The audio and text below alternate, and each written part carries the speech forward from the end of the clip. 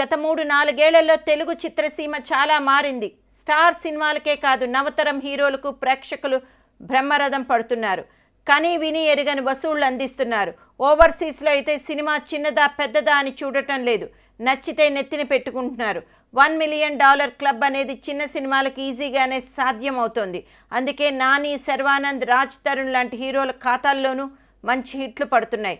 నాని, రాజ్ తరుణ్, శర్వానంద్, సాయి ధరమ్ ఇలా యంగ్ హీరోల చుట్టూ నిర్మాతలు ప్రదక్షిణలు చేయడానికి కారణం ఇదే. అయితే ఇప్పుడు మళ్ళీ పరిస్థితి మొదటికి వచ్చింది. ఈ మధ్య యువ హీరోలు తప్పటడుగులు వేస్తున్నారు.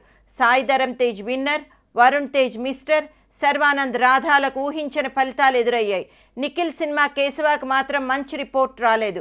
విష్ణు మనోజులు వరుసగా ఫ్లాపులు తింటున్నారు. మరో ఒక ట్రెండ్ ఫ్లాపులు తగిలితే కెరియర్లో వెనకడుగు వేసే ప్రమాదం ఉంది. సాయి ధరమ్ తేజ్ ముందు నుంచి కమర్షియల్ కథలకే పెద్దపీట వేస్తున్నాడు. ప్రతిసారి అది వర్కౌట్ అవ్వదని తేజు తెలుసుకోవాలి. విన్నర్ లాంటి కథకు ఎలా పడిపోయాడో ఒక్కసారి ఆత్మవిమర్శన చేసుకోవాలి. వరుణ్ తేజ్కి గైడెన్స్ అవసరం అనిపిస్తోంది. టాలెంట్ ఉన్నా తనకు నప్పే కథలను ఎంచుకోవడంలో తడబడుతున్నాయి. ఎప్పుడు కొత్త కథలు ఎంచుకునే శర్వ, రాధ లాంటి రొటీన్ కమర్షియల్ కథకు ఓటేస్తాడని ఎవరు ఊహించరు. మాస్ని మెప్పించాలని ప్రయత్నంలోంచి శర్వ బయటపడితే మేలు. వరుస విజయాలు అందుకుంటున్న నిఖిల్ అప్పుడప్పుడు ఓవర్ కాన్ఫిడెన్స్తో తప్పులు చేస్తున్నాడు. దానికి శంకరాభరణం, కేశవ సినిమానే ఉదాహరణ. ఈ రెండు మొహమాటానికి ఒప్పుకొన్న కథలని టాలీవుడ్లో టాక్ వినిపిస్తోంది.